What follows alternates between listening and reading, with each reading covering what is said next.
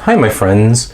This will be a fairly short video, but I just wanted to do something I haven't done before, which is do like a quick show and tell of the Cartomancer magazine, which is the only print tarot magazine that I know. It's actually the only tarot magazine or divination related magazine I know about, really, but I had heard about it for a while, and then when I met Arwen at the Reader Studio, she mentioned that she had taken over the printing of it. And I just wanted to show the magazine really closely in the video because, first of all, I mean, like any good magazine, there's lots of great content. Arwen has a lot of experience because she had a lot of time with the American Tarot Association, and I believe did a lot of work on their newsletters, if I remember correctly.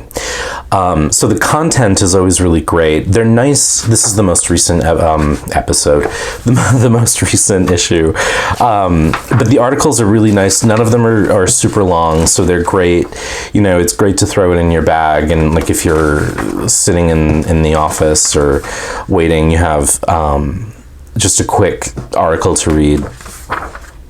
But so the content is great, but what I wanted to show you is like how beautiful the issues are. Like they're all really gorgeous. The quality and the layout is incredible. So you really are, you know, it's not just sort of magazine. It's actually not even magazine paper. This is sort of more like, this is more like a soft cover book. So each issue features a card from a new-ish deck, or a deck that is, and I'm trying to, somewhere in the issue they tell you what card it is, but I can't, and so I really should have looked. Oh, on the cover, the Hermit from the Brady Tarot.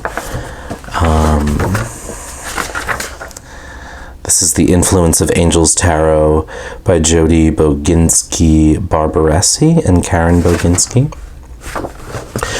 This is, of course, the Dust to Onyx. And then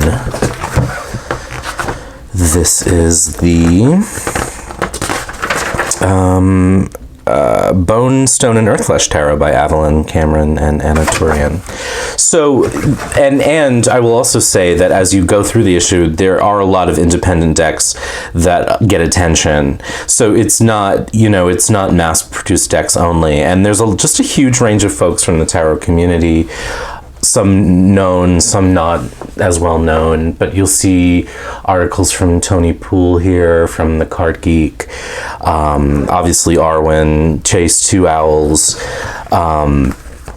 There's usually an interview with some tarot luminaries, and so I really recommend it, and I think it's just a great read. I always look forward to it every month, or it's not monthly, it's quarterly, but I really look forward to it, and I think that I wanted to put this out there just to encourage you to take a chance on it. It's not super expensive, and for the quality that you get out of it, and for the material in it, and just the amount of time and energy and beauty that, you know, I mean, it really is a gorgeously laying out. I mean, I've done this at work for various projects. I'm not a graphic designer, and if you're not a graphic designer, but you've done some graphic design work, you know how difficult this is. I mean, this isn't just, you know, something that, this isn't a zine from the 90s, you know, that was run off on a copy machine. This is like a truly beautifully printed, edited,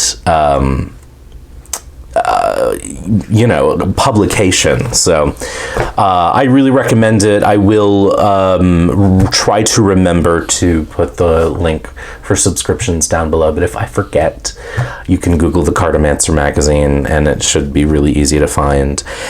And give it a go. And I think you won't be remotely disappointed. So as always, I hope you're well, and this is a video for me under 5 minutes. That's pretty amazing. All right, my friends, we'll talk soon. Bye.